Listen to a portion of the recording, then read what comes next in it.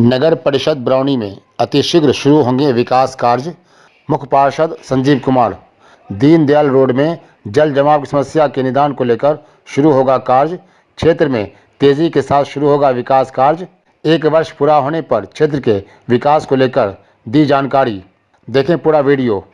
नगर परिषद बरौनी के नवगठन के 1 वर्ष पूरा होने के बाद नगर परिषद बरौनी के मुख्य पार्षद संजीव कुमार ने रविवार को अपने आवास पर एक प्रेस वार्ता का आयोजन किया। इस मौके पर कई वार्ड पार्षद एवं वार्ड पार्षद प्रतिनिधि शामिल हुए।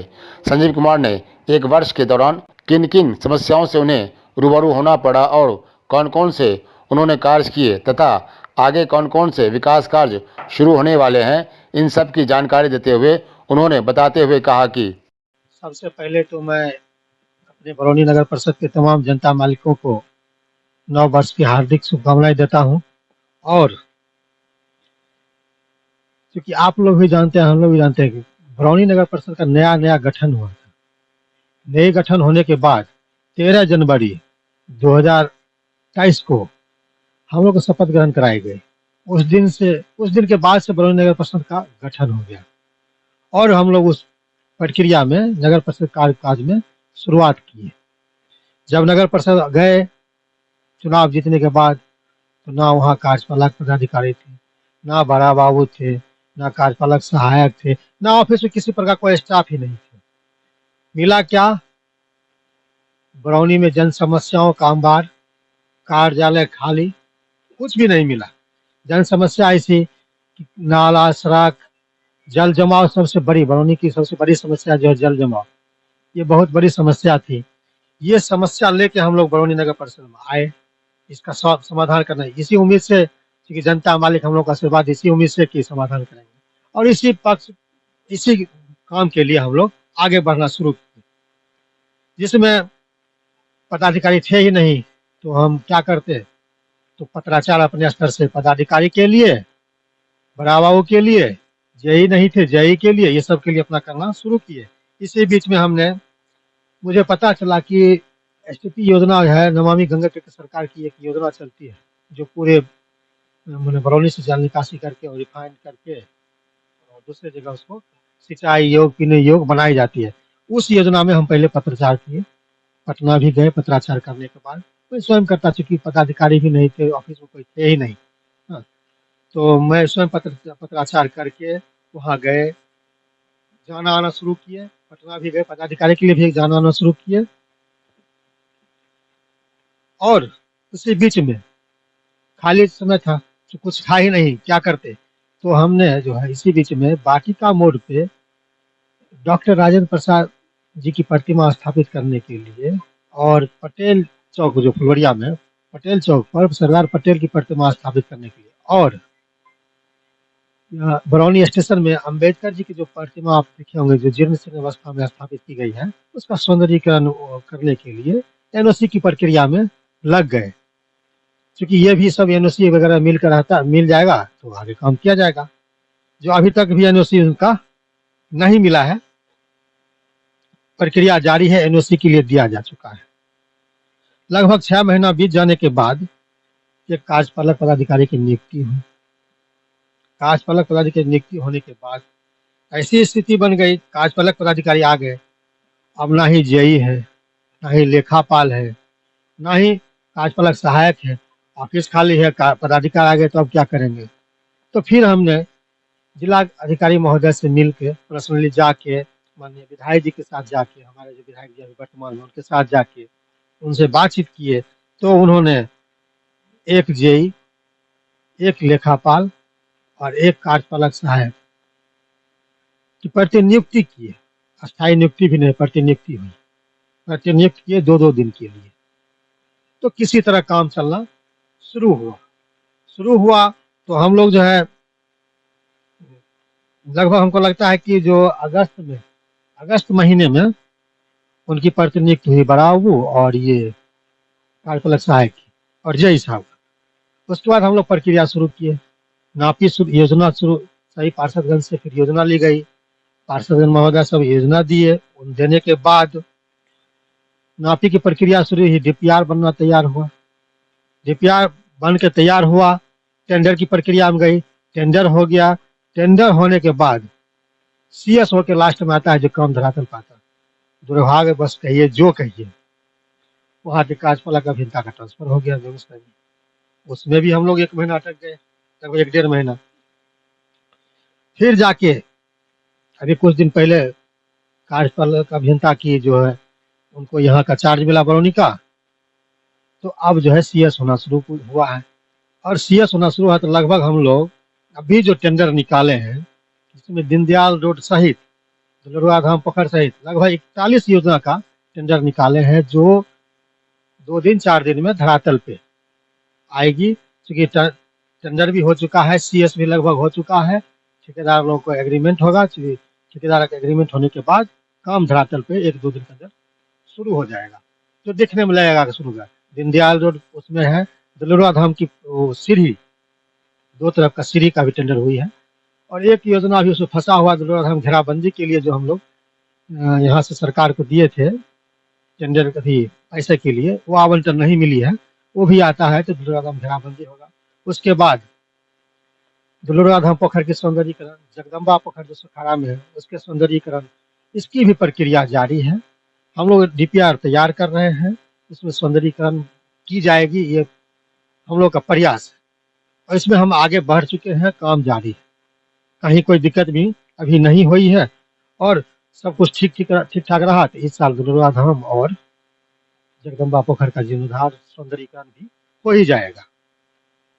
उसके बाद आपने देखा होगा कि जो पत्राचार जो हम किए थे, उसके एवज में एसटीपी योजना वाले आए थे, पूरे बरौनी नगर परिषद क्षेत्र में डीपीआर बनाने के लिए आए। डीपीआर घूर घूर के बनाए, सर्वे किए, जो आप लोगों ने भी देखा होगा कि घूर घूर के सर्वे कर रहे थे और अपना लेवलिंग करके जो सब जगह किए। बहुत जल्दी उसका डीपीआर बन के रेडी हो चुका है, सरकार पास जा चुकी है, उसका आवंटन मिलेगा। वो लोग शुरू गुडको वाले कराते हैं, तो वो लोग शुरू करेंगे। वो भी लगता है कि अगले साल धरातल पे बहुत ज़्यादा काम मिलेगा, इस साल में शुरू हो जाना चाहिए, ये गारंटी है। अगले साल आपको लगेगा कि जो यहाँ पे जैसे अभी आपको दिखा देते हैं कि आपने देखा होगा कि छठ पर्व में भी नगर परिषद बरौनी के द्वारा अच्छी खासी खर्च करके सुंदर घाटों की सफाई करके, घाट में लाइटिंग फाइटिंग व्यवस्था छठ पर्व में हम लोग किए हैं, नगर परिषद बरौनी के द्वारा किया गया था, वो आप देखे होंगे। दूसरा है कि पीएम आवास योजना की लिस्ट बन रही है, सारे वार्ड पार्षद जो हमारे दिए हैं, चाहे जो स्वयं आके जमा किए हैं आवेदन, क्योंकि इसमें नियम है आप स्वयं भी जमा कर सकते हैं, पार्षद के द्वारा भी, हमारे पार्षदगण हैं उनके द्वारा भी जमा कर सकते हैं, आप ऑनलाइन भी जमा कर सकते हैं। किसी भी तरह से आप जो जमा किए हैं उसकी जांच की जा रही है, जांच करने के बाद लिस्ट बन जाएगी, लिस्ट के बाद सरकार के पास चली जाएगी।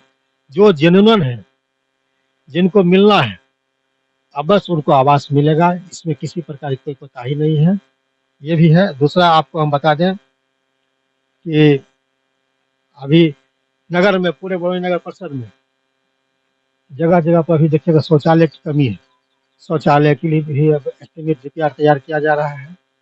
शौचालय के बाद आपको सीसीटीवी कैमरा के भी डीपीआर तैयार की जा रही है।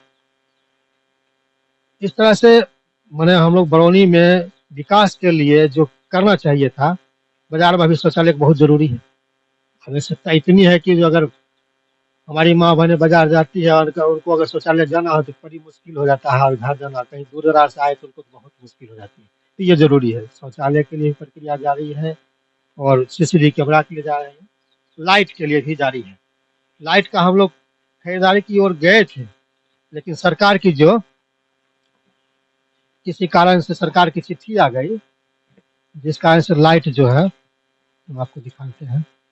ये सरकार की चिट्ठी 15/12/23 को आई है,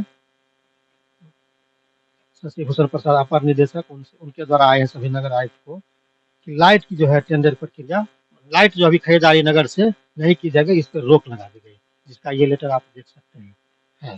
तो लाइट रुक गई, हम लोग प्रक्रिया में थे, लाइट खरीदारी करने की प्रक्रिया में चल ही रहे थे, उसी समय लेटर आ गई, बस बाकी वहीं पे काम हो गया। और हम आपको अभी बता दें, किसी भी खरीदारी में, किसी प्रकार की खरीदारी, आपको सरकार के द्वारा निर्धारित GeM portal, GEM government e marketing GeM portal से खरीदारी की जाती है।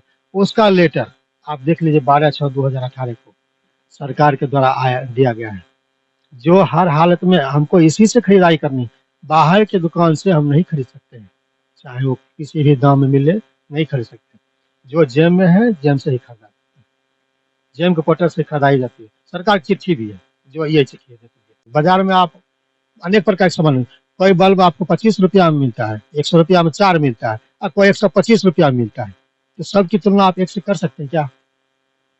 आप बाजार में देखिएगा, हम लोग भी देखते हैं, 100 रुपया में 4 बल्ब ले लो, और अब वही कंपनी आप बल्ब लेने जाइएगा तो वो 125 रुपया हो जाता है। उसकी तुलना हम कर सकते हैं? इसका कोई ये जवाब नहीं है। उसी के मुताबिक खरीदारी हुई है। और आपको हम बता दें कि अगल बगल के जो नगर निकाय हैं या हमारे जेम पोर्टल में, जेम पोर्टल का आप रेट देखिए, कोई भी आदमी जेम पोर्टल खोल सकते हैं, उसमें आपको रेट मिलेगा। ये देखिए, जेम पोर्टल नीलकमल मोबाइल कंटेनर 240 लीटर, देखिए यहाँ पर 11,200 रुपया। उसके बाद देखिए नीलकमल मोबाइल टॉयलेट 9,999। इस तरह से है। देखिए आपको बताते हैं, शीतल मोबाइल कंटेनर 15,000 रुपया। आप जो जेम पोर्टल में दाम देख रहे हैं, जेम, हाँ वो हो, उसके बाद जेम पोर्टल, उसके बाद अगल बगल के जो नगर निकाय में खरीदारी की गई है, उसका भी मेरे पास प्रूफ है, आप देख लीजिए। ये है मेरे पास। एक नगर निकाय है 10,400 में खरीदे हैं। ये नगर निकाय है सिलाव, पेपर है मेरे पास। एक नगर निकाय है जिनकी खरीदारी है 9400 रुपया। ताजा जो भी जो खरीदारी हुई है, इसमें सारा सबूत है, तो फिर छुपाना क्या है? देखिए नगर, अगल बगल में जो नगर निकाय खरीदारी कर रही है, या हम जो जेम पोर्टल में से है, यही सब से देखेंगे। हम कहाँ से देखेंगे? बाजार में क्या मिल रही है उससे हम कुछ नहीं कर सकते हैं, वो मेरा अधिकार क्षेत्र तो पड़ता भी नहीं है। दूसरी बात, किन से लेना है? जो जेम में पार्टिसिपेट करेंगे उन्हीं से लेंगे। किन से लेंगे? जो जेम में उन्हीं से लेंगे। बाहर से खरीदने के लिए सरकार का आदेश ही नहीं है। तो इसमें किसी तरह की, जो हमारे ख्याल से इसमें कहीं कोई धांधली नहीं हुई है। ऐसे आरोप लगाना कोई बड़ी बात नहीं है, लगा सकते हैं कि सब स्वतंत्र हैं, कोई मना भी नहीं है। देखिए सरकार की एक चिट्ठी आई है, जो कि अभी हम दिखा रहे हैं। साफ साफ दिया गया है कि अलाव की व्यवस्था जो है अंचलाधिकारी करेंगे, ये कंबल की व्यवस्था सामाजिक कल्याण विभाग करेंगे, ऐसी चिट्ठी आई है। फिर भी मैं पता करता हूँ, चूंकि ठंड है, तो अभी ठंड ज़्यादा है, देखते हैं अगर नगर निकाय से इस तरह से सुविधा होना संभव है तो कम्बल और अलाव की व्यवस्था करने की कोशिश की जाएगी। हाँ,